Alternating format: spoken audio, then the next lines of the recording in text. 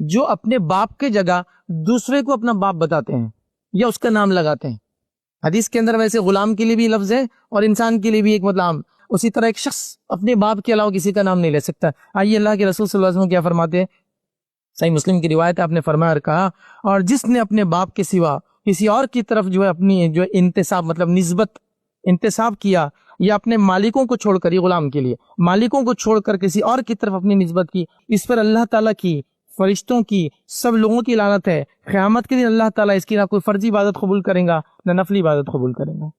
تو اپنے باپ کے نام کے علاوہ کسی اور کا نام لگانا, اب آپ بول سکتے ہیں ایسا کون کریں گا, لیکن لوگ دنیا کے چند فائدوں کے لیے ایسا کرتے بھی ہیں.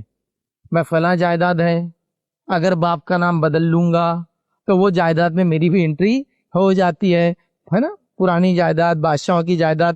نعوذ باللہ وہ جائیداد کو ثابت کرنے کے لیے یہ تک ثابت کر دے رہے کہ بادشاہ سلامت ہمارے بستی آئے تھے تو ایک رات ہماری دادی کے ساتھ رہتے اور چلے گئے تھے, شادی نہیں ہوئی تھی, لیکن اب اس وجہ سے ہم کو بھی ملتی ہے جائیداد, معلوم.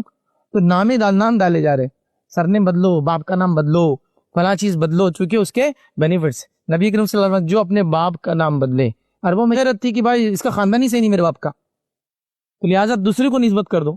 اس کی نسبت کریں گے تو پھر سرنیم بھی اس کا آ جاتا ہے, تو یہ غلط چیز تھی. کیونکہ ان کے پاس بھی اونچ نیچ کا بڑا تصور تھا. خاندانی جو ہوتا ہے وہ مجھے انڈیا کے ماحول میں آپ کو سمجھانے کی ضرورت نہیں, اونچ نیچ کیا ہوتی ہے, سب جانتے اور سب سمجھتے ہیں اس کو. کتنا اس سے افیکٹ ہوتا ہے, کھانے پینے, اٹھنے بیٹھنے, شادی بیاہ, مرنے, چھونے تک ہوتا ہے کہ کسی کو ہاتھ لگا سکتے اور کسی کو نہیں, سن سکتے اور نہیں سن سکتے.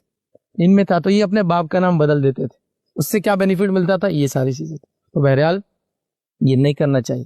ایک مسلمان ہونے کے ناطے کوئی انسان اپنے باپ کا نام کبھی نہیں بدلیں گا دنیاوی چند فائدوں کے لیے. یاد رکھیں, اس چیز کو ہم ذہن میں رکھیں. بہرحال یہ کامنلی اب ہمارے پاس نہیں ہوتا ہے, لیکن چونکہ یہ الفاظ حدیث میں ہے کہ فرشتے بدوائیں دیتے, اس لیے میں نے آپ کے سامنے اس بات کو رکھ دیا.